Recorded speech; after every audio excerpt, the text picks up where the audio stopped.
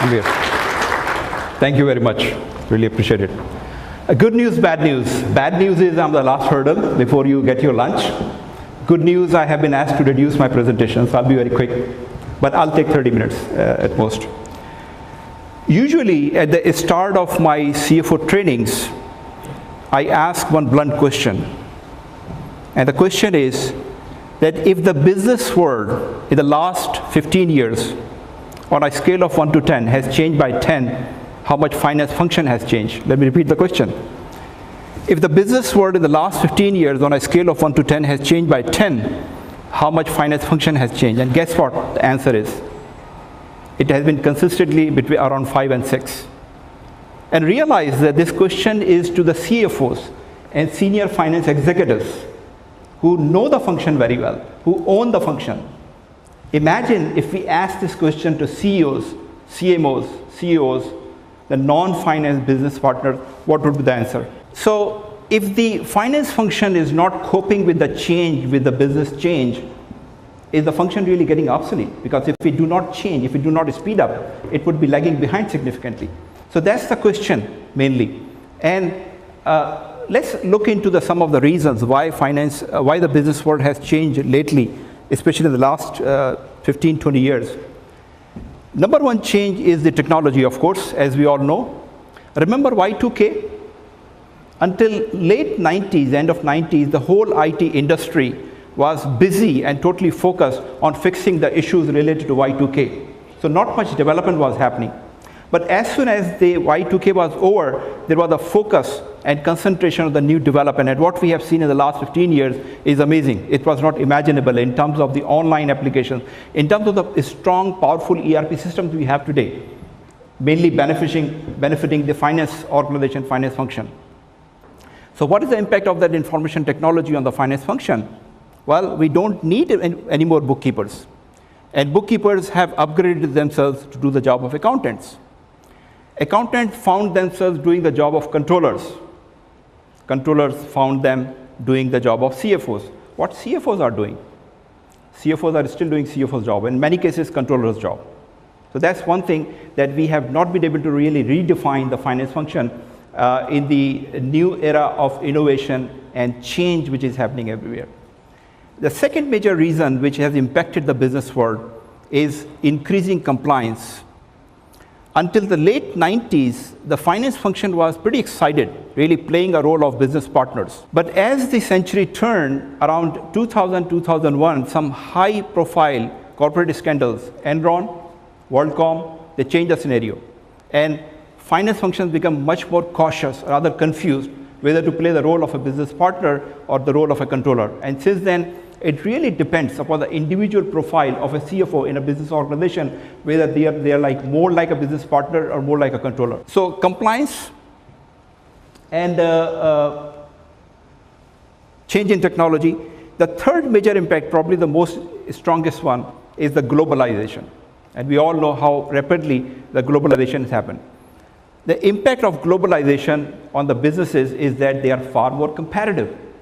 If they are far more competitive, they need far more strategy, far more in-depth insight to run their businesses. And that is where they look at the finance to provide decision support. Unfortunately, generally speaking again, finance is not geared to provide decision support as much as required by businesses. Today's businesses are extremely complicated business machines. The subject of strategy has significantly changed, and they need much more in-depth information. And generally speaking, our support from finance to the businesses is very lukewarm. One of the reasons, if we look at the finance function, why the function is not coming up fast, look at the curriculum of all the certifications we have. Now, we are producing accountants, and we do need accountants, but really, that's the focus of all these qualifications. There is a very little part of the curriculum which is related to the leadership development or strategy, managing business strategy, and that is why we have a lot of accountants and less of business manager in the finance function. Now, the way finance function works, you can split the career into two parts. One is early to mid career, and second part mid to the top, mid to the CFOs. Now, first part goes very well because we have very competent, qualified accountants, and they start on a very good note, make good progress for the first 10, 12, maybe 15 years. The problem starts when they hit the middle, because in middle, the game started to change. And we don't have much guided, structured training and development for those mid-career professionals. That is where they struggle. And that is where they need to transition from an accountant to a business manager. And many are able to do it, majority really struggle. Peter Drucker was an amazing futurist. I'm a big fan of him. This is what he said in 1997. Universities won't survive. The future is outside the traditional campus, outside the traditional classroom.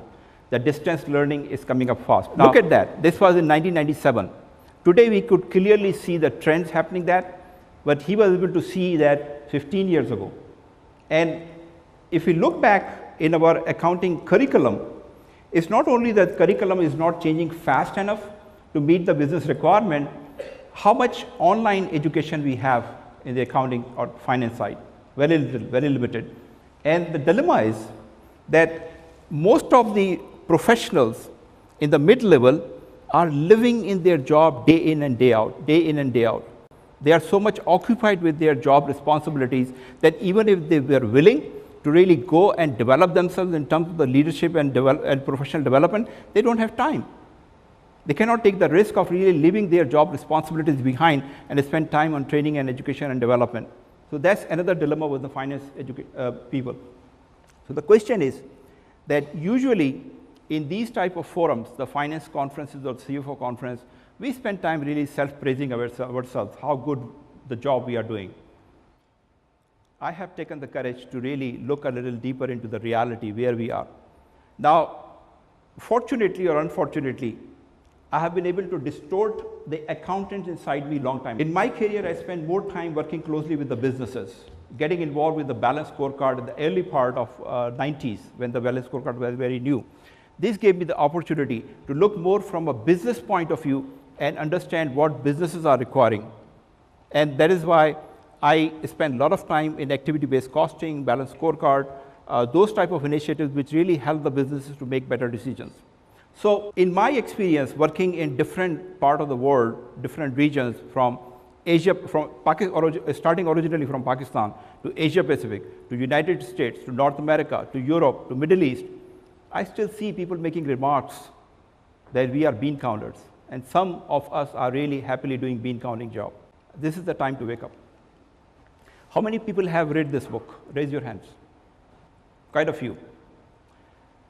This is one of the best-selling title on leadership or business leadership. If you have to read one book in your life, that's the one. 7 Habits of Highly Effective People by Stephen Covey. This is a little older book, like 25 years, maybe 30 years, but it's still selling as a bestseller. And I read that book about 15 years ago. And I got very inspired from a leadership point of view. I took it as my personal framework to adopt as much as I could do and practice as much as I could do from this framework. And thinking about this model, very powerful model which Stephen Covey shared in this book, I was thinking of the finance leadership, more specifically the CFO leadership. And Stephen Covey, the basic model, those of you who have not read this book, it's very simple. So he describes the leadership into two areas, the private victories, basically the personal leadership, 3 habits which are focused on improving personal productivity, personal performance. And the next 3 habits are related to the public leadership. He calls it public victories. And on top of the 6 habits, he surrounds it from the 7th habit, which is called sharpening the saw. You know what does it mean, sharpening the saw? And Covey describes that 7th habit with a very powerful and beautiful story. And the story goes like this. A man sitting in the woods trying to saw down a tree hectically, and an old man passes by and looks at that man and asks him, "What are you doing?" The man says, "Don't you see? I'm trying to saw down the tree." The old man says, "But you look tired." Man says, "Yes, it's a tough job. How long have you been working?" 6-7 hours. Old man thought for a moment and said, "Why don't you take a break and sharpen your saw?" Man replied, "I don't have time." How many of us are trying to saw down our trees and we don't have time to look back at our saw and sharpen it? Looking back at the leadership framework given by Stephen Covey. And as I said, I was looking at the CFO leadership model. And personal leadership and public leadership is applicable to any type of leadership. But I brought the element of the strategic leadership into it from a CFO point of view, because this is very critical. Now, you could survive without any strategy education probably until the mid-level of the finance career. But as you move beyond the mid to the top, strategy becomes very, very important. And as I mentioned, that today's business models are extremely complicated machines. Strategy is no more an option. Businesses are adopting and changing strategy very rapidly. And if we are not trained in this subject, it's very difficult for us to support the businesses we are supposed to. Then working on the same model, as I have been introduced, and many of you know that I have been leading Middle East CFO Alliance, the largest private CFO network in Middle East.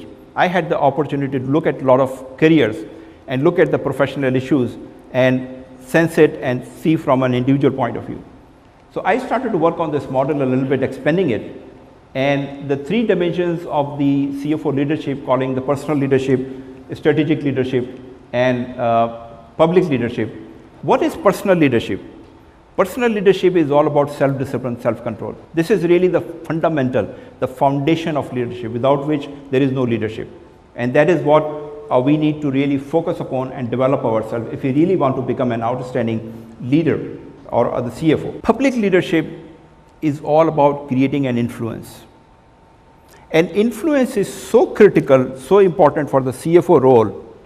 Unfortunately, this is also the most neglected area for CFOs. Now, I see all the time CFOs, very competent, very qualified, very trained, very seasoned, very polished, but frustrated. Why? Because they say, my CEO does not listen to me, my board does not listen to me. And they have fantastic ideas. But the reason CEO and the board do not listen to those CFOs, they don't have influence.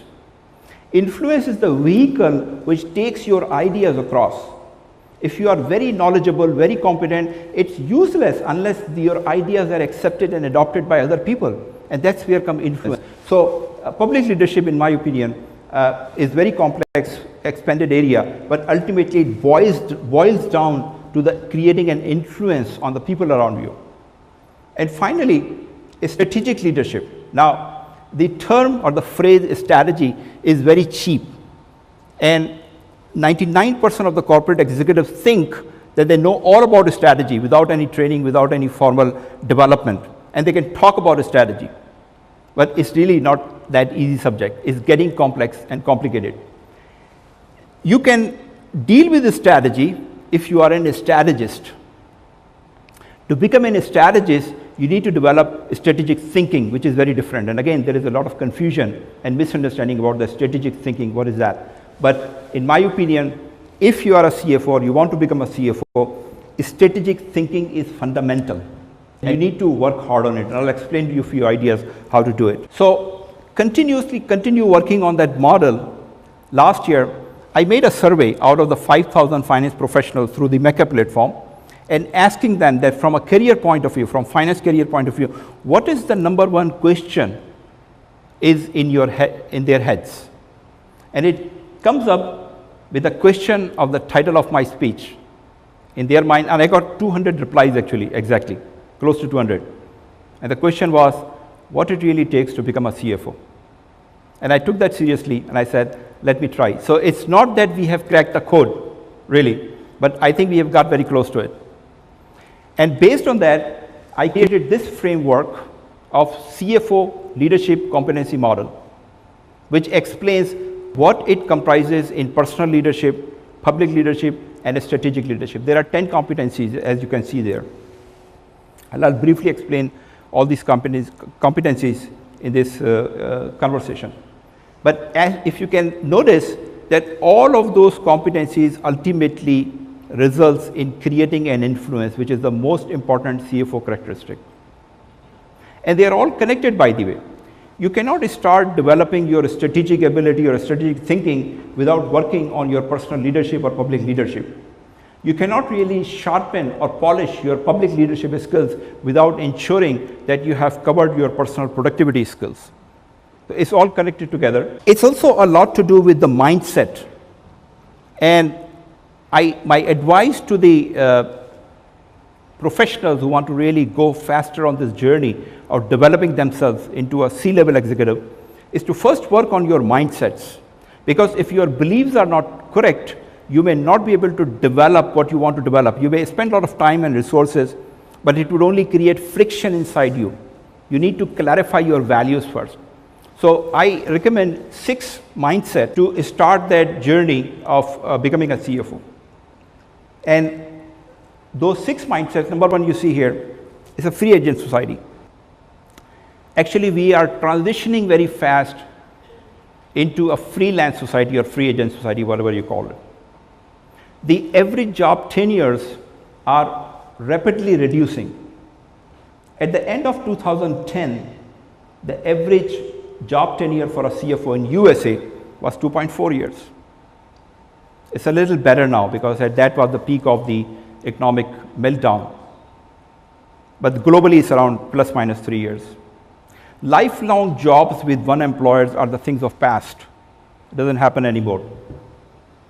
So in a free agent society, there are no long-term contracts or guarantees for job security. In fact, there is no job security. Employer would continue to keep you as long as you remain valuable. Valuable, very important. It's not about your job description, you're creating value. You are employed, you are hired as long as there is value. Similarly, from your point of view as a professional, you would continue to work for an employer as long as you see value from your point of view. It's a free agent society. The two parties work together as long as they see a mutual value. If there is no mutual value, that contract is ended at any point of time. It leads to the second belief or the second mindset: all jobs are temporary, profession is permanent. Focus on these words: all jobs are temporary. It could be 1 year, 5 year, 10 year, even 20 years, but it's temporary. But what is permanent is your career or your profession. I have been a finance professional all of my life. I was controller for a very long period of time. Now I'm CFO for the last 15 years. And I would remain a CFO. How long would I continue with my current employer? I have no idea. But I would remain a CFO because my focus is my profession. And if your focus is on your profession, if you are a controller, try to become the best controller in the world. Try to be the top 10% within your profession. If you are a CFO, same. Try to become the best CFO in the world. And that would not, now it triggers another point, that should you be loyal to your current employer in the era of a lack of job security? Of course, like a good consultant. When a consultant is working temporarily on a project, they are fully dedicated, committed to that project. Even if you know that your job is temporary, you must professionally commit to your current employer. But if you put all of your loyalties and focus on that current employer, you would not be able to develop yourself professionally. Especially in small to medium organizations, where there are less opportunities and capacity for professional development, you might be busy all the time doing your job and not really developing yourself professionally. So mindset is that my profession is more important. More loyalty to the profession. I would try to become the best CFO in the world. And if you keep that focus, you are automatically serving your current employer, automatically. Even if that employer is a small organization, because they may not have a capacity, but you are going on your own. What does it mean? Let me congratulate you, all of you here. You are here out of your busy work life to find one day to spend among the competent professional people and learn what is happening latest in the profession or in the world or in the business world. Not everybody else is able to do it. Most of the people want to, but they cannot do it. So at least you have found time to develop yourself, to train yourself with the latest things. And this would go a long way rewarding your employer, whether you have come on your own initiative or you have been sent by your employer. It would reward both the parties. So that's the second mindset. Profession is more critical, more important. Third thing, it's really not about the work-life balance in today's time. All of us as a senior finance professionals are committed 24/7, whether you accept it or not. That's the new standard, that's the new criteria. You have a certain level of responsibilities and you are committed 24/7 for that part. So, is it possible that you are at work and you don't think about your family or cannot think about family? Doesn't happen, right? Similarly, if you are seriously committed to your profession or work, can't you think of the work at your personal life? Not possible, right? So you cannot live in compartments. Get out of the compartments, because compartments create a prison for you. And I see many people all the time that they 9 to 5 they are in prison, and they are released every day from the prison. And the Monday is torturous, horrible, because after 2 days of freedom they have to get back into the prison. Well, change your mindset, integrate your life, integrate your values. All of my life, from the very beginning of my career, I did not mind really doing small personal jobs at work. But at the same time, there was hardly any weekend I did not do corporate job at my home. That was integration. It all goes by priority. Whatever is more important, many times your family is priority. Of course, you have to attend to family. But sometimes work is important, more important. And if you could afford it, of course, work becomes more important. It's integrated life, very important in today's work business environment. Integrated life, forget about the work-life balance. Growth. Growth is a natural human need, realize that. Now, when we are born as a baby, there is a lot of growth, physical growth, right? And until the adulthood, we continue to physically grow. And even in the adulthood, you continue with your education development, going to the college and universities. Even when you start your career, there is a lot of growth. So it's all growth. A natural human need is being fulfilled. Problem starts when you hit the middle of the career or midlife crisis, because there is a stagnation for most of us. And that stagnation bothers, especially in the mid-career crisis. It's pyramid, right? Not everybody could go on the top, not everybody could become a CFO. But what you could do, you could continue developing yourself, you are continuing growing yourself. Don't limit yourself by the scope of your responsibilities, because many people would say, I'm a controller, I'm already doing my job, why should I really learn other things? That's your scope of responsibility. You should go by your scope of capability, what you are capable of.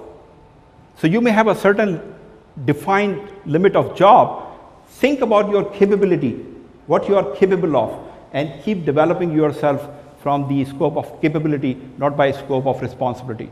Because that's a trick, that's a trap. If you think more about your responsibility, you're trapped and you may not develop and continue developing yourself professionally and from a leadership point of view. Next is really our job, roles, responsibilities do not matter. What really matters is results. What results you are achieving as a professional? What accomplishments you are achieving? What you could list on your resume or CV as your results and achievement, not your job responsibilities and functions. When I moved from Pakistan to United States, my basic concern was that how would they accept me? I'm fully educated in Pakistan, my MBA, my CPA from Pakistan. I was thinking that maybe I have to do my CPA again. Fortunately, by the time I moved to the corporate world in USA, I already have enough results on my resume, results, achievements. And I could tell you, nobody ever asked about my Pakistani education. They were always looking for my results and achievements. So yes, education is important to a certain level of time after you start your career, but soon the game changes.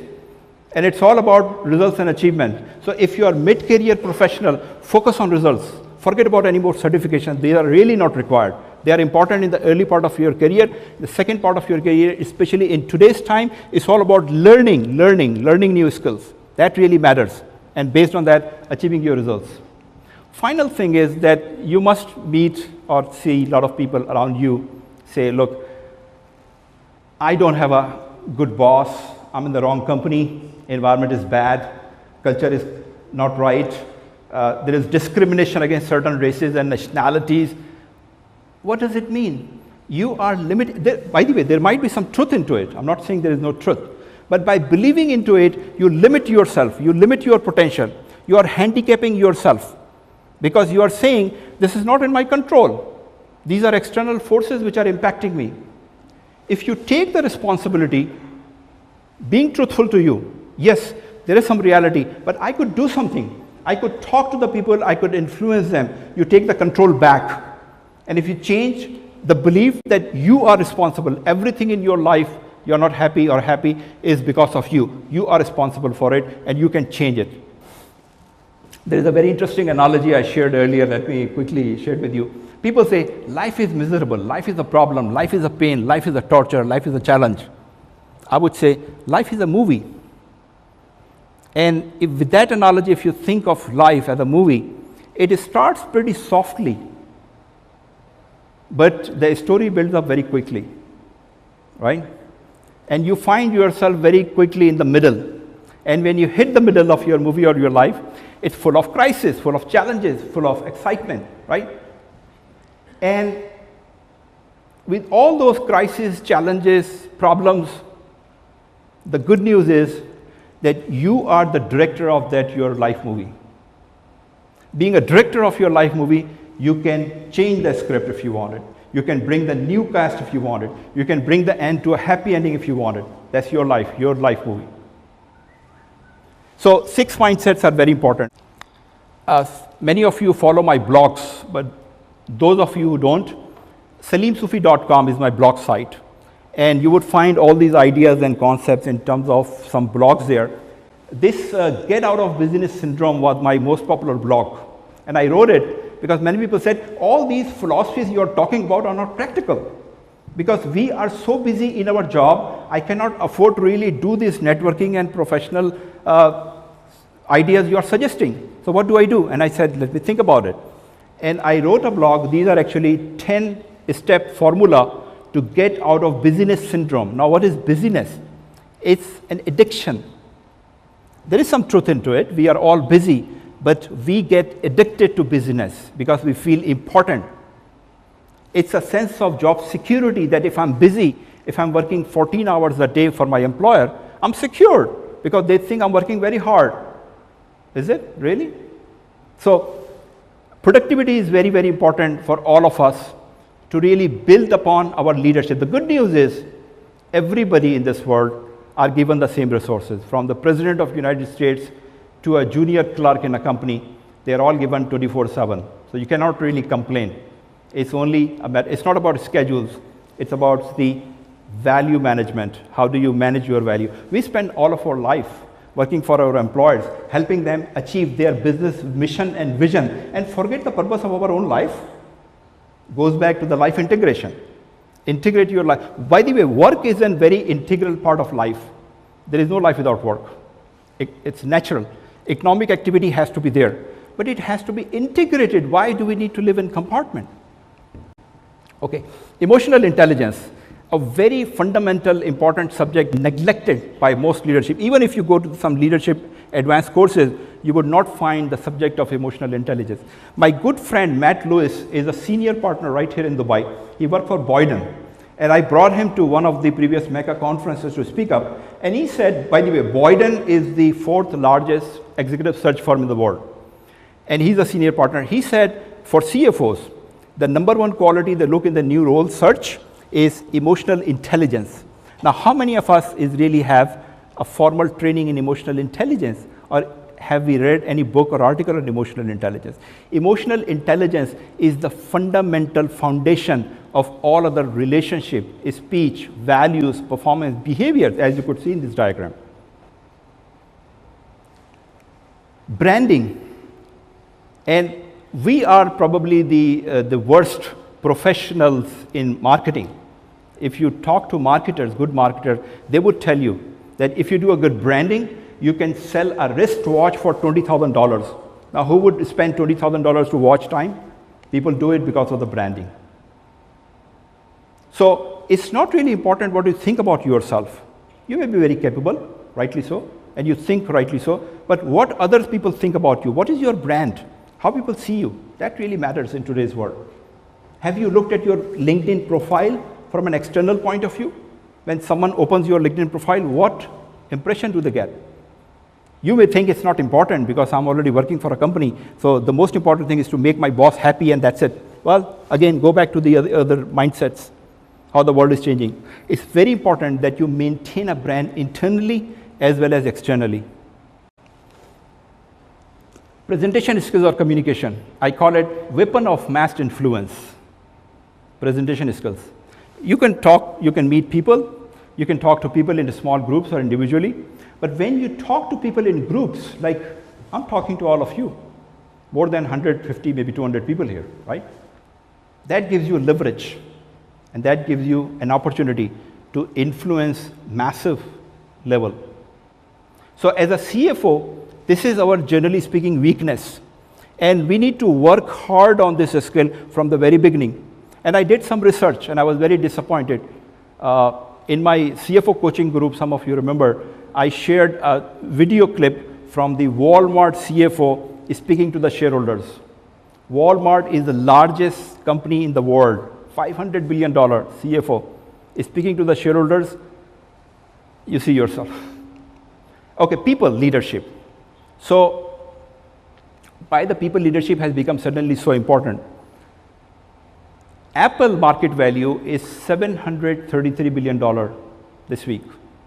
$733 billion. If you look at their balance sheet, it's only $124 billion. So, where is that $600 billion? And that's the dilemma, that's the problem our non-finance friends encountered. That why are you not capturing all that value? It's a real value. Investors are willing to bid that price, $733 billion for Apple. We capture only $124 billion on the financial balance sheet, $600 billion in the year. But you know the answer, right? It's in the intangibles. And what are the intangibles? The people, culture, technology, leadership, customer value. All these things really matter, and $600 billion is here. So people are the most important ingredient of that intangible assets. Realize how critical, important responsibility you have to lead those people if you are one of the leaders. So you are trying to manage and lead the most important resource of that company. It's not easy. And leadership is not just leading people. It's about employee enablement. And again, I have shared that some other forums. There are 4 important things from an employee enablement point of view. So if you're a leader, ensure that work processes are simplified for employees. You don't hire good people and dump them in an environment. You make them work, you enable them. Work processes are simplified. Job skills, their skills are matched with the job demands. That's your responsibility. Reward system, your responsibility. And work-life integration, also your responsibility. 4 areas to make employees work or enable. Relationship. What you see here is a very good saying. We don't sell product and services to customers, we sell relationship. Relationship is the vehicle on which you ride your career journey, right? So that's important everywhere. Relationship facilitates your job, make it much more easier. And again, a finance professional, we are generally weak in it. We live within our own world. We get together and we self-praise and we award ourselves the best CFO of the year, best controller of the year. Because generally speaking, again, there are exceptions, so don't take me wrong that I'm criticizing everyone. There are very good professionals who have good relationship, but generally speaking at the professional level, our relationship skill is also very weak. Now there is a study, it is generally believed that a relationship works in B2C or the perception or the brand, because you can create a brand for the massive level for the consumer. But in a B2B relationship, it's always logic. Even relationship doesn't work. It's logic because you are dealing with professional buyers in other companies. Well, latest research has proved that even in those cases, B2B relationship matters because we are all human beings. Have you ever hired a person you didn't like, even if that person has all the required qualification and experience? Right? No, never. Because we go by our emotions, we go by relationship. We only hire people we like, and then we create a justification for that hiring. Strategy, no more option. So if you are not into it, please get ready. Strategy is going to evolve in each and every job. So strategy starts with a strategic thinking, and a strategic thinking requires a different environment. You cannot do in your firefighting mood. You cannot do everyday commute strategic thinking. And it has to be very innovative because there is no boundaries.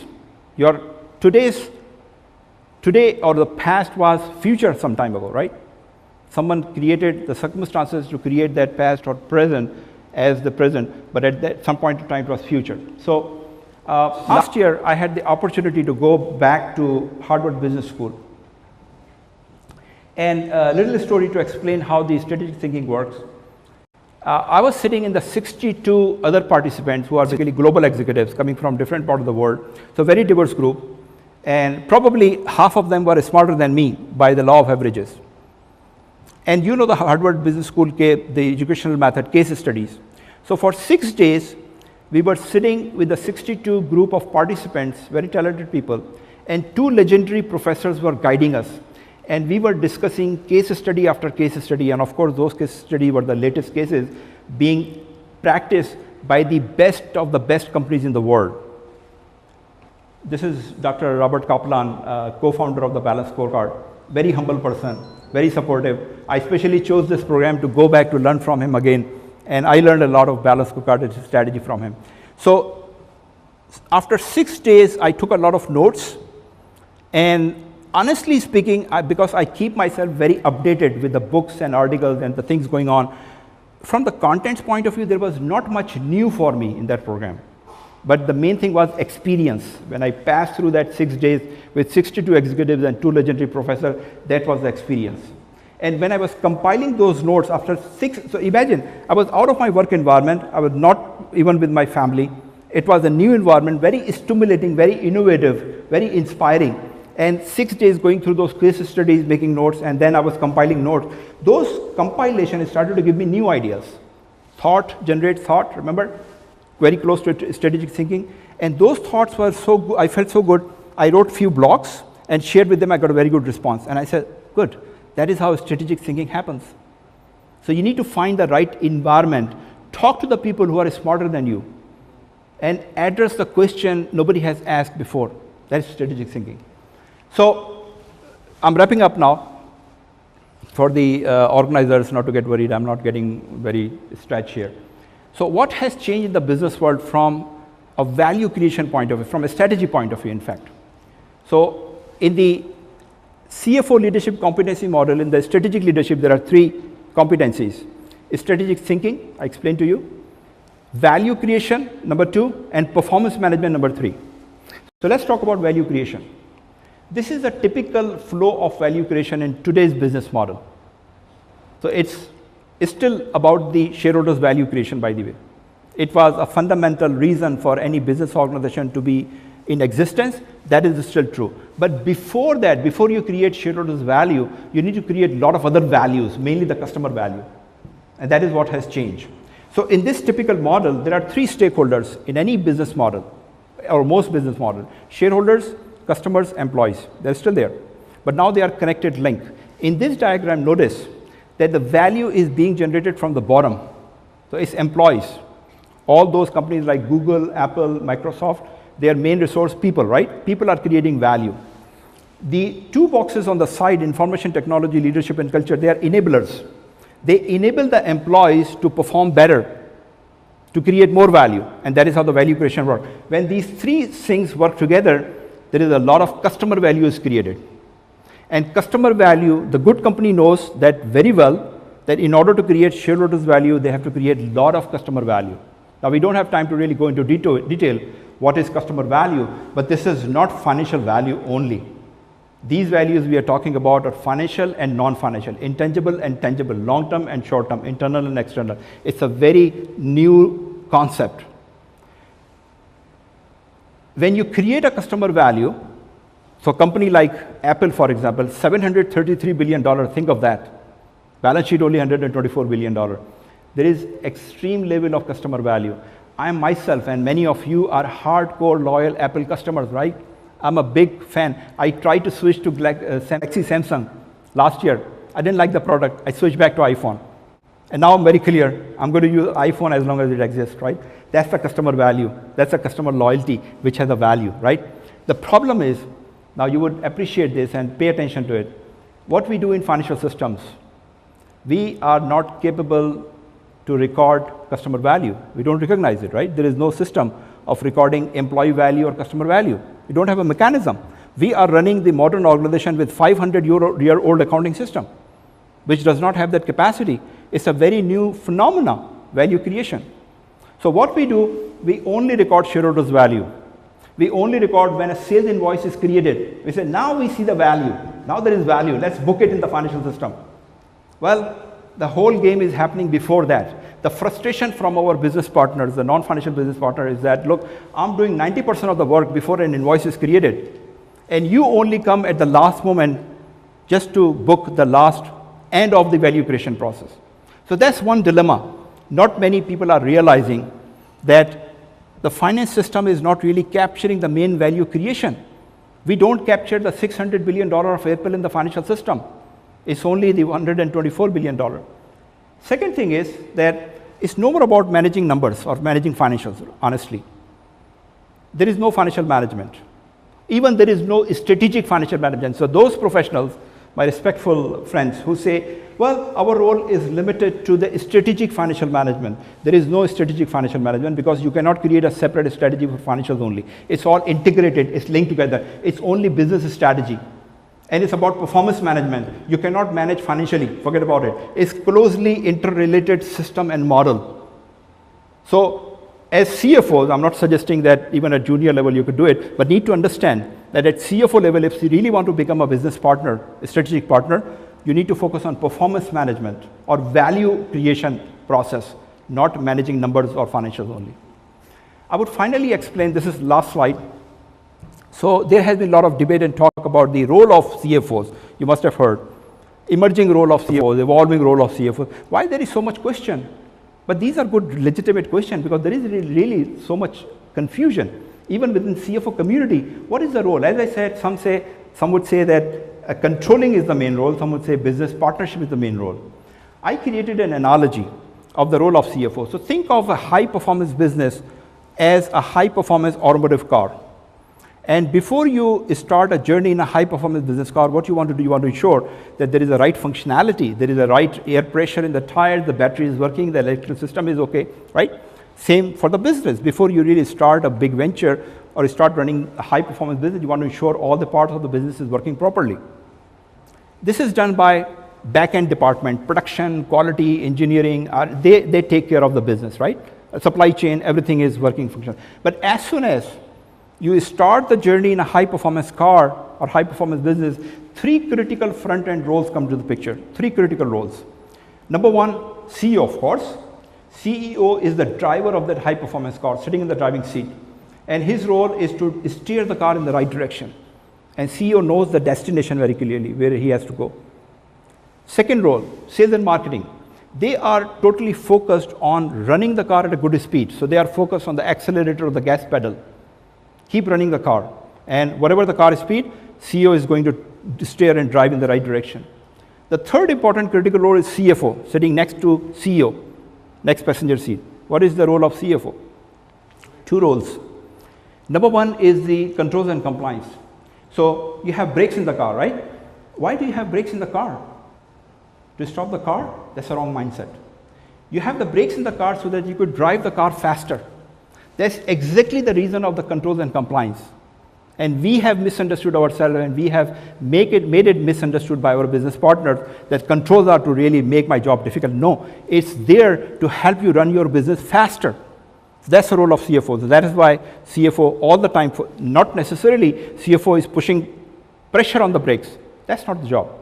He just wants to ensure that it's very well functionable. So when there is a need, he would put the pressure on the brakes to avoid further damage. This is exactly you do in the car driving, right? That's the role of CFO. The other important role of CFO is a navigator. So CEO knows the destination. For example, driving from California to New York, CEO knows that I'm going in the direction of New York. But which highway to take, which turns to make, which directions, that's the role of CFO. Guide from street to street. No, don't go this highway. There is a work going on, or there is a bad patch. Don't go there. Take this highway, take this turn. Role of CFO, navigator or a dashboard. Why would CEO, if you are a CEO, or if you are a driver of a good performance car, why would you rely on a GPS? What are the conditions that you would rely? Two conditions. Number one, you would ensure that the GPS is a good functionality. GPS is a good brand. So you know that it would not really malfunction, number one. Number two, you would ensure that GPS has updated updated maps.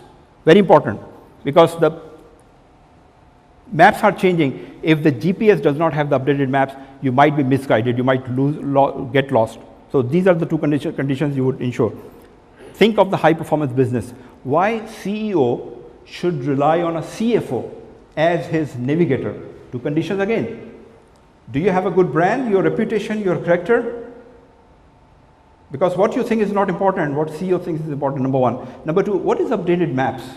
Updated maps is your understanding of the value creation cycle of your business. Do you really understand that? Do you really understand the slide which I showed you? It could be a little different for your business. Do you deeply understand that? And if your CEO believes that you understand deeply that value creation cycle, he would trust you like a GPS, otherwise it would be very difficult. How many CFOs really understand or think or even believe that they have to spend time understanding the value creation model of their businesses? That's all I have for the great answer, what it takes to become a CFO. As I said, we have not cracked the code, but we are getting very close. Thank you very much.